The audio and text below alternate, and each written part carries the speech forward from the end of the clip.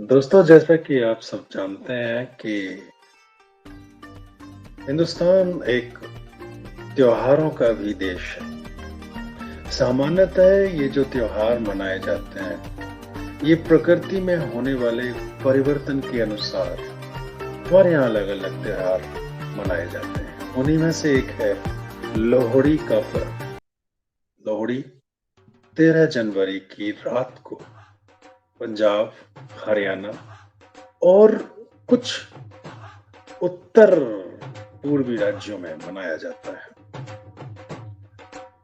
लोहड़ी वैसे तो पंजाबियों, सिखों का त्योहार है, लेकिन हरियाणा के लोग भी इसे बहुत मिलजुल के मनाते हैं। ये मकर संक्रांति से एक दिन पहले मनाया जाता है।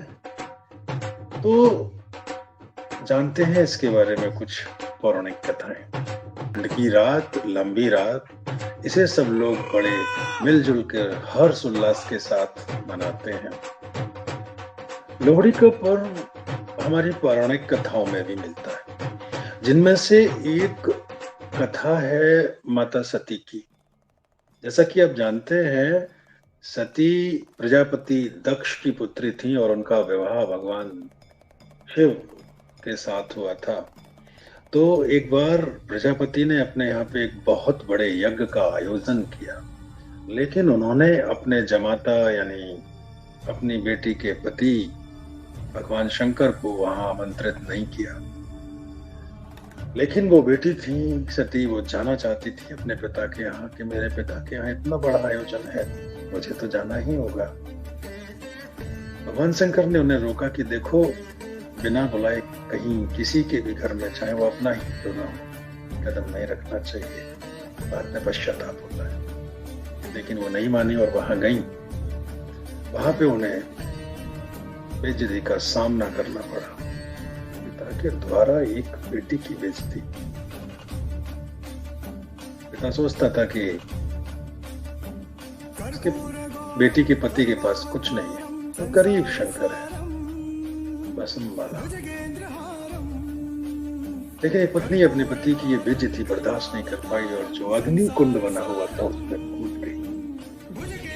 जब ये खबर भगवान शिव के पास पहुंची तो वो उसी पल वहां पहुंचे। उनके क्रोध से फिर कौन बचा सकता था। उन्होंने अपने ससुर राजा प्रजापति दक्ष का सिर धड़ से अलग कर दिया और उसी हवन कुंड में जला दिया। कि वो तेरी बेटी थी तो मेरी पत्नी थी। ऐसा तिरस्कार, इसका बदला तो होना ही था। बाद में सभी देवताओं ने उनसे प्रार्थना की। भगवान शंकर तो भोलेनाथ है, उन्होंने माफ कर दिया और फिर से उसे जीवित कर दिया। उसके बाद देवी सती ने पार्वती के रूप में जब जन्म लिया, उनकी फिर से भगवान शंकर से उनका विवाह हुआ और उनके उस विवाह में राजा दक्ष ने बहुत सारे उपहार, कपड़े, श्रृंगार के सामान पश्चाताप के बतौर भेजे कि मुझे माफ करना, पार्वती भी मेरी ही बेटी की तरह, मैं अपने किए हुए पर शर्मिंदा था। मैंने अब क्या हो सकता है, अपनी बेटी को भगवान तो उन्हें माफ कर चुके थे। लेकिन तभी से हर इंसान भारत में रहने वाला ये सोचता है कहीं हमसे भी ऐसी गलती ना हो जाए, तो वो लोहड़ी वाले दिन अपनी बेटियों के यहाँ श्रृंगार के सामान, वस्तुएं, उपहार भेजते हैं और उस प्रजापति दक्ष की गलती का पश्चाताप आज तक सभी लोग मिलकर करते हैं, भगवान के कुपित होने से बचाने के लिए। एक दूसरी पौराणिक कथा के अनुसार होलिका और लोहड़ी नाम की दो बहनें हुआ करती थी। होलिका की प्रवृत्ति अच्छी नहीं थी, लेकिन लोहड़ी बहन जो है उसकी प्रवृत्ति बड़ी अच्छी थी, लोगों की मदद करती, बड़ी दयालु प्रवृत्ति थी। होलिका को भगवान शंकर से वरदान में एक चादर मिली हुई थी, अगर वो उसे ओढ़ के अग्नि में बैठ जाए तो वो कभी नहीं जल सकती थी। लेकिन उसने उसका गलत उपयोग किया। वो भक्त प्रहलाद को मारने के लिए उसको अपनी गोद में लेकर जलती हुई अग्नि में बैठ गई कि वो प्रहलाद जल जाएगा और मैं बच जाऊंगी, लेकिन हुआ उल्टा। होलिका उसमें दहन हो गई और प्रहलाद बच गया। तब से लोग लोहड़ी को पूजने लगे और होलिका दहन के रूप में मनाया जाता है। लोहड़ी के साथ एक पौराणिक कथा श्री कृष्ण से भी जुड़ी हुई है। नंदगांव में मकर संक्रांति की तैयारी चल रही थी।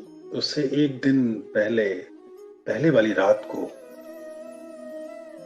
लोहिता नाम की राक्षसी को कंस ने भगवान कृष्ण को मारने के लिए भेजा। सभी लोग मकर संक्रांति में की तैयारियों में व्यस्त थे। अच्छा उल्लास का माहौल था। तो जब वो राक्षसी श्री कृष्ण को मारने के लिए आई तो कृष्ण ने उस राक्षसी लोहिता का ही वध कर दिया। तो सब लोगों ने देखा कि ओह, आज ये कान्हा बच गए। तब से इसी खुशी में भी लोहड़ी मनाया जाने लगा। लोहड़ी के त्योहार को दुल्ला भट्टी नाम के पंजाब के नायक के साथ भी जोड़ के देखा जाता है। दुल्ला भट्टी एक बड़े जांबाज योद्धा थे। पंजाब में एक जगह थी संदलबार, जो कि अब पाकिस्तान में आती। तो वहां एक ब्राह्मण की तो बहुत ही सुंदर बेटियां थी, सुंदरी और मुंदरी। उस गांव के मुगल जमींदार की गंदी नजर गरीब ब्राह्मण की बेटियां, वो उनको जबरदस्ती हथियाना चाहता था, गुलाम बनाना चाहता था। गलत नहीं रहती, जबरदस्ती उनसे शादी भी करना चाहता था। तो दुल्ला भट्टी ने उनको लोहड़ी वाले दिन जंगल में ले जाकर दूसरे हिंदू युवकों से उन दोनों बहनों की शादी करा दी। अब उन पे देने के लिए कुछ नहीं था, तो एक एक शेर उनके लिए 1-1 किलो शुगर दे दी। ये शक्कर वही उनका दहेज था। इस प्रकार से उन्होंने उन बेटियों की इज्जत की रक्षा की। दुल्ला भट्टी नाम के इस योद्धा ने, पंजाब के नायक ने, लड़कियों को मुगलों की गुलामी से मुक्त कराने के लिए बहुत काम किया। तब से हम उनको याद करने के लिए भी लोहड़ी का पर्व मनाते रहते हैं, सुंदरी मुंदरी के नाम पे। लोहड़ी 3 अक्षरों से मिलकर बना हुआ है, ल और ड़ी। ला लकड़ी के लिए प्रयोग किया गया है, ओह मतलब गोसे यानी उपले गोबर के जो कंडे होते हैं, और ड़ी मतलब रेवड़ी। इन 3 शब्दों को मिला के लोहड़ी हुआ, क्योंकि इस दिन लोहड़ी मनाने वाले लोग अपने एक उपयुक्त स्थान पर अपने मोहल्ले में लकड़ियां और कंडों को सजा कर रखते हैं। फिर शाम को उसके चारों तरफ इकट्ठे होकर नाचते हैं, गाते हैं, गिद्धा करते हैं, भांगड़ा करते हैं और हर्ष उल्लास मनाते हैं, क्योंकि अब रबी की फसल कट के आने लगी होती है और सरसों खेतों में लहलहा रही होती है। मूली भी बहुत ज्यादा पैदा होने लगती है। इस समय गन्ने की फसल बोई जाती है। तो ये हर्ष उल्लास के साथ इस तरह से मनाते हैं। एक दूसरे के यहाँ लोहड़ी देते हैं, एक दूसरे के साथ रेवड़ियां गुड़ बांटते हैं। लेकिन कुछ शरारती तत्व यानी लड़के एक दूसरे मोहल्ले से जलती हुई लोहड़ी में से जलती हुई आग लेके अपने मोहल्ले में लाकर उस आग में डाल देते हैं और कहते हैं इसे लोहड़ी ब्याह दी। तो ये हम वहां की लोहड़ी ले आए हैं और यहाँ डालती है तो हमने लोहड़ी ब्याह दी। अब वहां की शादी हमारे यहाँ पे हो चुकी है। कौन बर्दाश्त करेगा भाई ऐसा? इस बात पे सिर्फ टुब्बल हो जाती है, एक दूसरे के मार तोड़ और डंडे तोड़ देते हैं। ये गलत है। त्योहारों को अपभ्रंश ना करें, लोहड़ी को लोहड़ी की तरह मनाएं, हर्षोल्लास से सभी के साथ मिलकर। लोहड़ी का त्योहार सभी का त्योहार, सुंदरी मुंदरी का त्योहार, दुल्ला भट्टी का त्योहार, सुंदर सुंदर गीतों का त्योहार, लोक गीतों का त्योहार। कुछ याद करने का त्योहार। सुंदर मुंदर ये होए, तेरा कौन बेचारा होए, दुल्ला भट्टी वाला होए, दुल्हे धी ब्याई होए, शेर शक्कर पाई होए, कुड़िद्दे बोझे पाई होए, कुड़िद्दा लाल हताका होए, कुड़िद्दा सालू पट्टा होए, सालू कौन समेटे होए, दुल्ला भट्टी वाला होए। हैप्पी लोहड़ी।